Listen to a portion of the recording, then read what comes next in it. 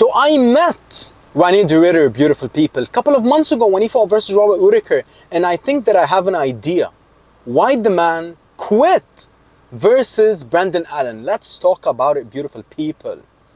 You know, let's backtrack for a second. I was there when he fought Robert, and the man, you know, showed unbelievable will, and he showed unbelievable heart. He was hurt bad in that fight. He was gassed. But he kept on pressing forward, and he overwhelmed and overpowered Robert Whittaker purely and sheerly because of the size difference. And listen, let me tell you why I believe Reinier de Ridder quit versus Brendan Allen. When I met the man was absolutely massive.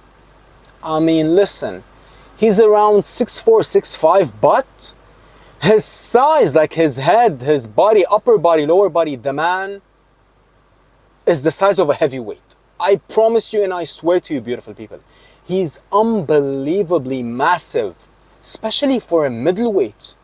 I mean, a couple of days ago, news came out that Reinier de Ridder entered fight week versus Brendan Allen weighing in 100 kilos, and he dropped nearly 16 kilos in less than a week to make the weight. And he looked absolutely shattered on the scales yesterday.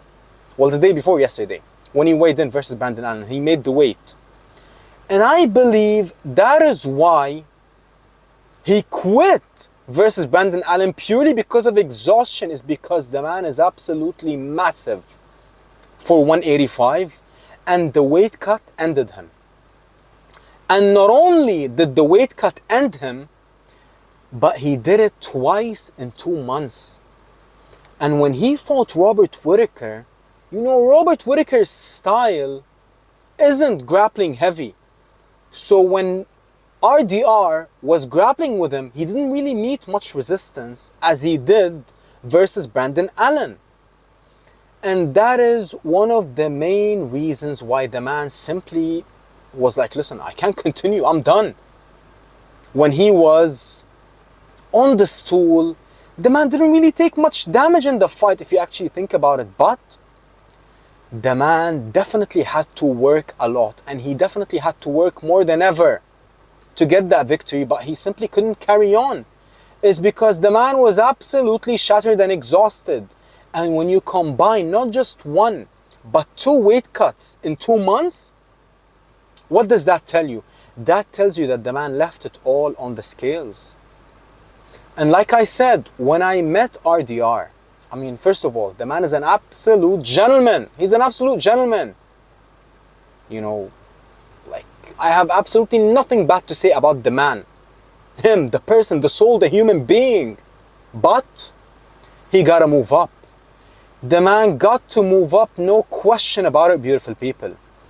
You know, if Brendan Allen wasn't as elite of a grappler as he is, RDR would have probably beat him. But because his scrambles are absolutely masterful, to say the least, he definitely made RDR work.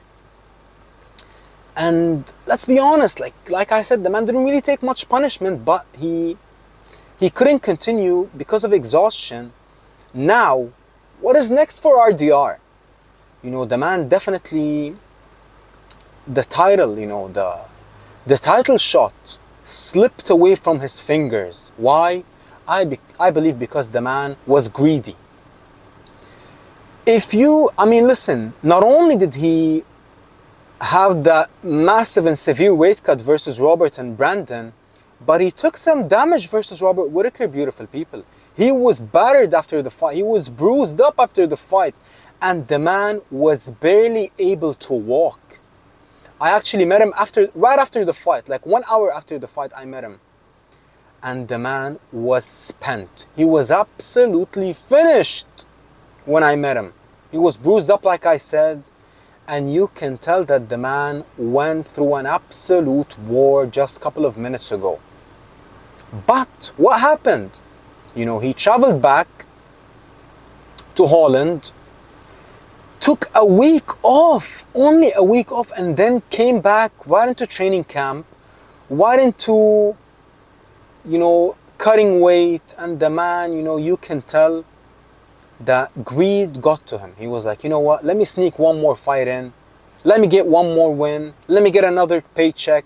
Let me do this, let me do that, and I'll get a shot at the title. But, that definitely bit him in the behind.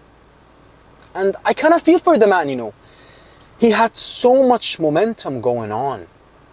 The man, rose through the ranks, in such a quick fashion that it's been a long time since we saw something like this, the way that he entered the UFC. Got a couple of victories, beat Kevin Holland, beat Bo Nickel, beat Robert Whittaker, beat many top guys.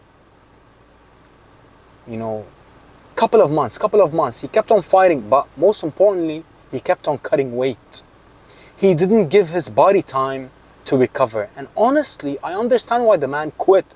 It's because his body gave out on him. The man, listen, I don't question the man's will. I saw him versus Robert.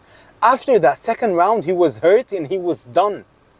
But he kept digging deep, and he was able to turn it around and beat and overpower Robert.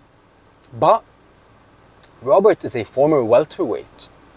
Reinier is a former heavyweight. His two losses in one were to Anatoly, the heavyweight champion, or the former heavyweight champion, who's, in my opinion, on all types of PEDs. But that is just my opinion. And my opinion, let me tell you, beautiful people, I can spot a juice head from a mile away. I've been in the gym since I was a kid. But that is not the main topic of today. The main topic is RDR quit, and I have a very good idea why the man just wasn't able to continue. Like, the man, waved the white flag, and you can tell that Robbie Lawler in his corner did his absolute best to motivate him and try to revive him. But it was too late. And listen, beautiful people, we gotta give all the credit in the world also to Brendan Allen, accepting this fight on short notice, losing a couple of fights ago, the man was on a losing streak. The man, I remember, he said after he lost, for the second time in a row, he was like, I don't know if I got it anymore.